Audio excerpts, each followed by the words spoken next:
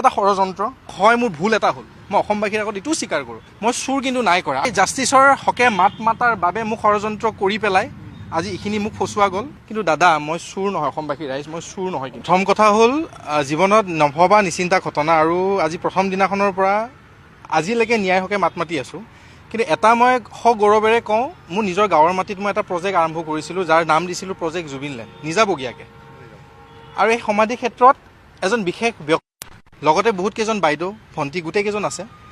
অসমৰ বিভিন্ন প্ৰান্তৰ মানুহক তেওঁলোকে চহী মাৰি পেলাই গামোচা দিয়ে, চহী মাৰি পেলাই এখন এখন ফটো দিয়ে। তেওঁলোকে কোৱা মতে, বিশেষকৈ সেই ব্যক্তিজনৰ মই নাম ক'ম, ল'ৰাজনে কোৱা মতে কৈছে CDC ছাৰে দিবলৈ দিছে। সেই সমান্তৰালভাৱে যিহেতু মই গোটেইখিনি কাম তাতে আগবঢ়াই আছোঁ, লাহে লাহে স্থগিত যদিও কৰিছোঁ, কাম আগবাঢ়ি আছে। সেই সময়ছোৱাত মই ভাবিলোঁ, যিহেতু চাকিখিনি ৱেষ্টেজ যায়, চাকিখিনি মই লৈ যাব পাৰোঁ। CDC ছাৰক মই অৱগত কৰিছোঁ, ভিগুদা দাদাৰ জৰিয়তে অৱগত কৰাৰ পিছত CDC ছাৰে কৈছে, ৱেষ্টেজ চাকি যিহেতু লৈ যাব পাৰা। খুব ধুনীয়াকৈ গাড়ীৰে লৈ গৈছোঁ। গোটেই ভিডিঅ'খিনি অসমবাসী ৰাইজক বাৰে বাৰে কৈ আছোঁ, প্ৰত্যেকটো দিনৰ খবৰ মই দি আছোঁ।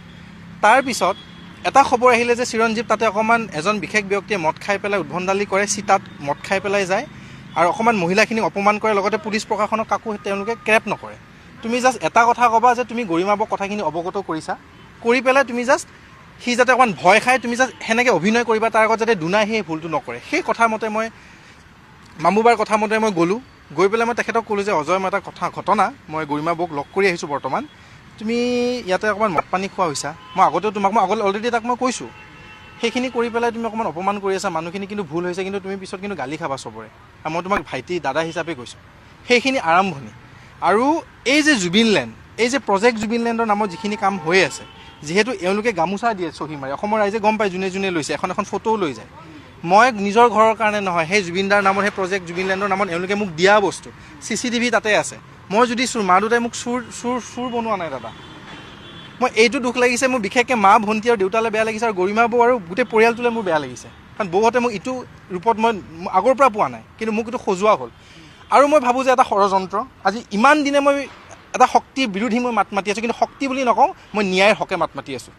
আজীৱন মাতি যাম বুলি মই সকলোকে মই চিঞৰি চিঞৰি কওঁ। আৰু সেইটো ৰোধ কৰিবলৈ কিন্তু আপোনালোকে চেনেলতো আপোনালোকে দেখিছে, কিছু শক্তিয়ে নিজৰ পেজত মোৰ বিৰোধী কিছুমান পলিটিকেল টিমৰ দালাল পৰ্যন্ত মোক আখ্যা দিছে। তাৰ পিছতো মই মাত মাতি আছোঁ, কাৰণ জুবিন দাই মোক সেই স্কুলখনত বা সেই কলেজখনত পঢ়াইছিলে। 3 মাহৰ ছেমিষ্টাৰৰ পইচা দিছিলে সেই জুবিন দাই। বাইক এখনৰ পইচা ইনষ্টলমেণ্ট দিছিলে, চাউল এক বস্তা চাউল কিনি দিয়ে যেতিয়া ঘৰত চাউল নাথাকে। চ' সেই দাদাৰ চাউল খোৱা ল'ৰাজনে মই চুৰ কৰিব নোৱাৰোঁ, কিন্তু হয়, মোৰ ভুল এটা হ'ল। মই অসমবাসীৰ আগত এইটোও স্বীকাৰ কৰোঁ, ভুলটো ক'ত হ'ল জানেনে? এই যে প্ৰক্ৰিয়াটো মই কাম কৰি আছিলোঁ, এই প্ৰক্ৰিয়াটোত মই অনবৰত গৰিমা বৌৰ লগত টাচত নাই। মই যাব পৰা নাই, কাৰণ বৌ অসুস্থ মানসিকভাৱে, আৰু সেইখন ঘৰত যাই পেলাই প্ৰজেক্ট অলৰেডি ট্ৰাষ্টৰ কাম আছে। মই লাগিলে 10 বছৰ লাগক, প্ৰজেক্ট ট্ৰাষ্ট 10 বছৰ লাগক, হ'বতো, দাদাৰ নামতহে আমি কৰি আছোঁ। কিন্তু যেতিয়া ল'ৰাজনৰ মই সেই টকাৰ কথা আহিল, তাতে যেতিয়া টকা বিভাজন হৈ আছে, ভাগ ভাগকৈ টকা বোলে বিতৰণ হৈ আছে, তেওঁলোকে কোৱা কথা, যোনে যোনে কৈছে তেওঁলোকক মই নামো ক'ব পাৰোঁ। ভিগুদাহঁতে জানে, ভালকৈ জানে, তাৰপিছত সীমাবাহঁতে জানে, তেওঁলোকক মই দায় ধৰা নাই, তেওঁলোকে দেখি আছে বস্তুবোৰ কি হৈ আছে, কোনে কোনে কি কৰিছে, আৰু ওলাইছেহেঁতে কথাটো। CDC ছাৰক অৱগত কৰা বুলিও মই শুনোঁ, কিন্তু মই ভিতৰচৰাভাৱে এইকাৰণে যোৱা নাছিলোঁ, সৰু ল'ৰা, ক'ৰবাত বেছিকৈ সোমাই পাম, এনেই 10টা চকু পৰি আছে। কিন্তু কি হৈছে জানো, ডাঙৰ ডাঙৰ মানুহ আছে, ট্ৰাষ্ট আছে, এখন ট্ৰাষ্ট বহিছে, তেওঁলোকে অৱগত হ'ব চাগে। এই যেতিয়া মোক বস্তুখিনি দিলে, গৰিমা বৌক বুজোৱা হ'ল যে গৰিমা বৌৰ নাম লৈ পেলাই চিৰঞ্জীৱ কাশ্যপে তাইৰ পৰা বস্তু লৈ গৈ আছে, গৰিমা বৌৰ নাম লৈ পেলাই চিৰঞ্জীৱে বোলে ইটো সামগ্ৰী লোৱা গৈছে, কিন্তু কোনোদিন বৌৰ নামটো মই লোৱা নাই। মই যি শপত বুলি নকওঁ, মই ডাঠি ক'ব পৰা, সেইকাৰণে আজি আগুৱাই আহিছোঁ। মোৰ দুখ লাগিছে যে যিখন ঘৰৰ পৰা আহিছোঁ, কোনোদিন আপোনালোকে মোক ভালে মোৰ বাৰ্তা গ'ল, আজি যোৱা 5-6 বছৰ নিউজ মিডিয়া বাৰ্তা ভাল দিলে, আজি প্ৰথমবাৰ নিউজ মিডিয়াত মোৰ বেয়া বাৰ্তা ওলাইছে। আৰু মই কেনেকুৱা জানাখিনিয়ে মোক জানে, মই চুৰ কিন্তু নাই কৰা। আৰু ঘূৰাই দিব লাগে বুলি কৈছিলে, মই আজি ঘূৰাই দিছোঁ। জুবিনলেণ্ডৰ নামত, প্ৰজেক্টৰ নামত, মিউজিয়ামৰ নামত মই লৈছিলোঁ, মই ডাঠি কওঁ, চুৰ নাই কৰা। সেই গাঁওখন বেকৱাৰ্ড, অবিভক্ত দৰঙৰ এখন সৰু গাঁও, ওদালগুৰি জিলাৰ অন্তৰ্গত জেঙেৰাঝাৰ দলংঘাট। হাজিৰা কৰা ল'ৰাকেইটাই কাম কৰিছে, এতিয়া হাজিৰা কৰিব গৈছে কাৰণে স্থগিত ৰাখিছোঁ নিজৰ টকাৰে। মোৰ কথাটো হ'ল, এই সত্তাটো জীয়াই ৰাখিব লাগিব। মোৰ নিজৰ মাটি সেইখিনি, বোলো এইখিনি মাটিত আইতা, একমাত্ৰ আইতা, দেউতাৰ ভনীও নাই, ককায়ো নাই বা ভাইও নাই, এদিন আইতা ঢুকাই যাব, মাটিখিনি কাক দিম? বোলো ৰাইজৰ হক, ৰাইজৰ হকে কামখিনি কৰোঁ। গোটেই ৰাইজ আছিল তাত। এই যে সামগ্ৰীখিনি দিছে, তাতে শৰাই উত্থাপন কৰিছে, জীৱনত শৰাই চোৱা নাই দাদা মই, CCTVয়ে ক'ব। গীটাৰ এখন দিছে, স্বীকাৰ কৰোঁ, গীটাৰখন বেয়া গীটাৰ এখন দিছিলে, মিউজিয়ামত থ'ব। মিউজিয়ামত কি থয়? সজাবলৈহে থয়, বজাবলৈতো নথয়।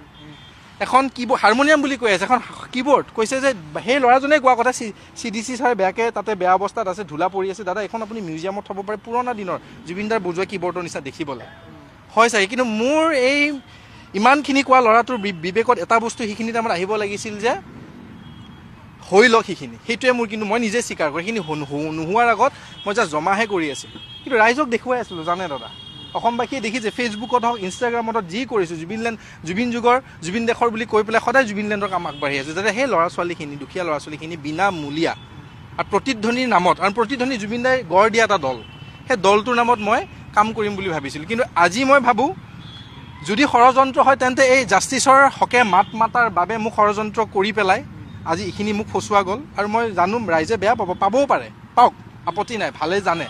কিন্তু মই কেইটামান নাম লওঁ। জুবিন ফেন ক্লাবৰ পিকু বুলি এটা বিখ্যাত ল'ৰা, নিজকে আজি 2022 চনৰ পৰা জেনেৰেল ছেক্ৰেটাৰী বুলি কয়। মই স্বীকাৰো কৰোঁ, মই সুধিছোঁ তুমি কেইবছৰ হৈছে, ৰিচেণ্ট মই নিতুমণি দাৰ শ্ব'ত মই সুধিছোঁ, কৈছে মই 2022। সেই দাদাজনক মই অৱগত কৰিছোঁ আজি গোটেইখিনি কথা। সেই দাদাজনে আজি ভিডিঅ' বনাইছে বুলি শুনিছোঁ, আকৌ মই এজনে কৈছে যে চুৰ কৰিছে নেকি, হয়নে কওকচোন। মই তেখেতক কৈছোঁ দাদা মই ঘূৰাই দিছোঁ, বিকজ অফ ঘূৰা এইখিনি কথাখিনি এনেকুৱা ওলাইছে কাৰণে নালাগে মিউজিয়ামটোৰ কাৰণে, পিছত 10 বছৰ পিছত মিউজিয়াম হ'ব, মই ঘূৰাই দিওঁ। তেখেতে গৈ পেলাই তাতে ওলাইছে যে চুৰ। মই ভাবোঁ ব্যক্তিগতভাৱে মোক কিবা এটা টাৰ্গেট কৰিছে। মই কোনো সত্তাক হানি কৰিব বিচৰা নাই। জুবিন সত্তা বা জুবিন ফেন ক্লাব বা সকলো, মই একালৰ জুবিন ফেন ক্লাবৰ লগত জড়িত মানুহ। আৰু মই ভাবোঁ যে জুবিন ফেন ক্লাবত থাকিলে যে অনুৰাগী বুলি হয় ক'তো লিখা নাই। কিন্তু মই নাথাকিব পাৰোঁ ফেন ক্লাবত, কিন্তু ডাঠি ক'ব পাৰোঁ তেনেকুৱা মুখা পিন্ধা মানুহতকৈ মই 10 ৰুমত বেছি ডাঙৰ অনুৰাগী। মই ইয়াতকৈ আৰু একো নকওঁ। কিন্তু ৰাইজে যদি ভাবিছে চুৰ বুলি, গৌৰৱেৰে মই চুৰ হৈ পেলাই যাম, কিন্তু মোক কিন্তু প্ৰমাণ দিব লাগিব। আৰু ঘূৰাব লাগে, মই ঘূৰাইছোঁ। আৰু ঘৰত যিখিনি বস্তু আছে, গামোচা কেইখনমান আছে, 40,000 নে 4,000 গামোচাৰ তেওঁলোকে এটা সংখ্যা দিছে। প্ৰথম অভিযোগ জুবিন ফেন ক্লাবৰ অজয় বৌক নিজে উপজাচি কোৱা বুলি শুনিছোঁ। তাতে তাৰ প্ৰশাসনৰ বিষয়াসকলে কৈছে যে যোৱা নিশা তেনেকৈ কৈছে। আঙুঠিৰ মানে উল্লেখ হৈছিলে, আঙুঠিকেইটা মোক দিছিলে। আৰু মই বৌক দিয়া নহ'ল সেইখিনি সময়ত, ৰাতি হ'ল, মই বোলো দিম দিয়া, তুমিতো ৰাখিব নোৱাৰা। কিন্তু আঙুঠিখিনি উত্থাপন হৈছিলে যেতিয়া মই তাৰে সেই ঘৰটোৰ মোৰ ভিডিঅ' আছে, অকণমান টপোলা পাইছিলোঁ পইচাৰ। মই কৈছোঁ এইখিনি ক'ৰ পইচা, এনেকৈ তলত সোমাইছে পইচাখিনি। CDC অফিচতে থাকিব লাগে বা এইটো ৰুমত থাকিব লাগে, ইয়াতেতো CCTV নাই। CCTV নোহোৱা ৰুমটোত কেনেকৈ পইচা আহিলে, সেইটো মোৰ প্ৰশ্ন আছিল। আৰু সেই প্ৰশ্নটো মোৰ চাগে ভুল আছিল। মানুহে দিয়া গীটাৰ আৰু কীবৰ্ডো লৈ যায় বুলি কৈছে। সেইটোৱেতো মই কৈছোঁ, যিহেতু গোটেইখিনি তেওঁলোকে চহী মাৰে, ৰাইজে জানে যে মই গামোচা কিছুমানে লৈ গৈছে মৰমৰ চিহ্ন হিচাপে। কিছুমান তেখেতৰ বস্তু ঘৰত ৰাখি থৈ দিছে জুবিন ক্ষেত্ৰৰ পৰা লৈ গৈ। কিন্তু যেতিয়া মোক তুমি নিজে দিবা, যেতিয়া জুবিন প্ৰজেক্টৰ কথা তুমি নিজে জানিবা, গোটেইখিনি মই অৱগত ৰাইজক কৰি আছোঁ। তাৰপিছত যেতিয়া তুমি ধৰা পৰিলা পইচাৰ ক্ষেত্ৰত, মদৰ ক্ষেত্ৰত, যেতিয়া মই তোমাক ধৰিলোঁ বা তোমাক শাসন কৰিলোঁ দাদাক হিচাপে, মোক লগে লগে দেখুৱাই দিয়া হ'ল যে মই এজন চোৰ, দেখুৱাই দিয়া হ'ল মই এজন ভুৱা অনুৰাগী, দেখুৱাই দিয়া হ'ল মই সঘনাই হেনো তাতে যাওঁ। CCTVয়ে ক'ব, মানুহে ক'ব। আৰু বাকী মোৰ জুবিন সেই কিবা ক্ষেত্ৰৰ বাকী কোনো লোকৰ লগত মোৰ ক্ষোভ নাই, সকলো কিন্তু ভাল। মই যিমান দূৰ এতিয়ালৈকে পালোঁ, এজনে দিছে, এজন বা দুজন। এজন অজয় তালুকদাৰ বুলি এজন ল'ৰা, প্ৰেছ বুলি নিজকে সাংবাদিক বুলি কয়, আৰু কোনোবা এটা দলৰ খুব মানে ঘনিষ্ঠ বুলি কয়। আৰু মোৰ যিসকল দাদা, কিছুমানে BJPও কৰে, কংগ্ৰেছো কৰে, আপত্তি নাই, তেওঁলোকক মই অৱগত কৰিছোঁ। কিন্তু ৰাতিপুৱাই যোৱা নিশাও মই পুলিচক অৱগত কৰিছোঁ, ৰাতি 1টা বজাতো পুলিচক অৱগত কৰিছোঁ। প্ৰশান্ত নিজে জানিছিলে, প্ৰশান্তই নিজে বস্তুখিনি দাঙিছিলে। চ' গোটেইখিনি চকুৰ আগত হৈছে। আৰু মই অনুভৱ কৰোঁ চাগে এইটো ষড়যন্ত্ৰ কোনোবা ক্ষেত্ৰত। হয়তো মোক বিচাৰিছে মই মাত মাতিব নালাগে, তেতিয়াহ'লে মই মাত নামাতোঁ।